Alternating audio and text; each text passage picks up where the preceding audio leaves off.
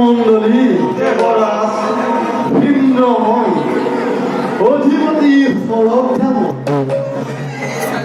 বিধতা ঈশ্বৰ্জন কৰি দেৱতাসকলক কৰ্পণ কৰিলে সৃষ্টি সমৃদ্ধ প্ৰাণ কৰি সময় যদিও ৰাখিব পৰা নাই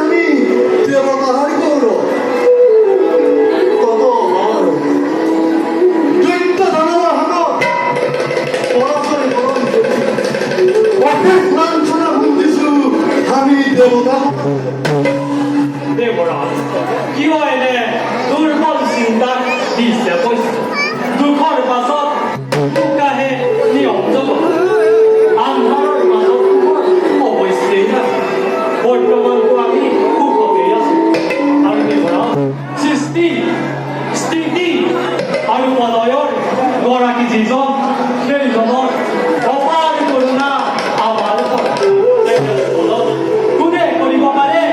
অপকাৰে দেৱতানা দেবরাজ করুণ দেবে উচিত কথাকে করেছেন রুদ্রনন্দন কার্তিকময় দেবকনাথ যেতিয়াই হব প্রয়োজন প্রলয়ৰ প্রবল ধুমুহাবয় যোগ্যতাৰ দিন শত শত দৈত্য দানৱে দেৱতাৰ কৰ্ম ঘটাই দিয়া সেই হেতু দেৱগণ সততে সংশয় লাগে মোৰ অন্তৰত দেৱগণ এই হেতু মোৰ হয় চিন্তা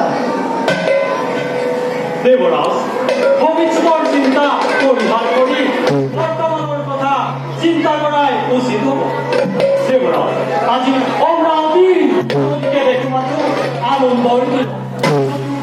দৈত্য দানৱে বাদে বাদে পৰাজিত কৰে আমাক তথাপিতো অসুৰৰ ক্ষণস্থায়ী বিজয়ে কেতিয়াও পৰা নাই দেৱতাৰ সেইবাবে দেবরাজ পিছতে নহ'ব অস্থিৰ দেৱগণ দেবরাজ তোমালোকৰ প্ৰভুত বাণীত আনন্দিত মই তথাপিতো দেৱগণ দেৱৰাজ মনত মোৰ হয় দেৱৰাজ যদিহে এতিয়াও সংশয় ভাৱ আছে আপোনাৰ মনত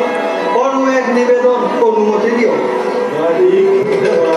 আনন্দ মনেৰে মই তোমাক দিছো দেৱৰাজ সমগ্ৰ দেৱমণ্ডলী একত্ৰিত হৈ আয়োজন কৰোঁ এক বিষ্ণু যজ্ঞ যজ্ঞ সম্পূৰ্ণ হলে সমঙ্গলৰ চিহ্ন থাকিব এই অমৰাৱতী বখানো তোমালোকৰ অতুল